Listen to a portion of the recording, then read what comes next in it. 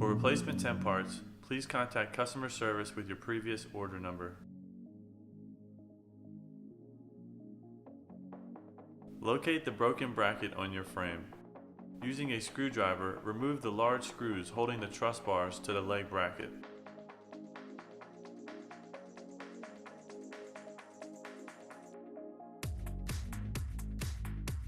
Now, pull the truss bars back out of the upper leg bracket to access a small screw that secures the bracket to the leg.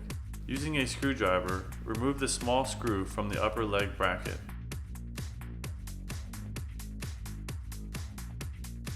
Lift off the leg bracket.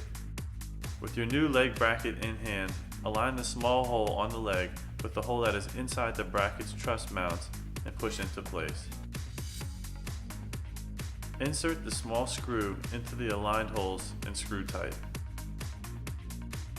Next, take the truss bars and push them back into the bracket's truss mounts, making sure the holes in the bars are aligned with the holes in the bracket.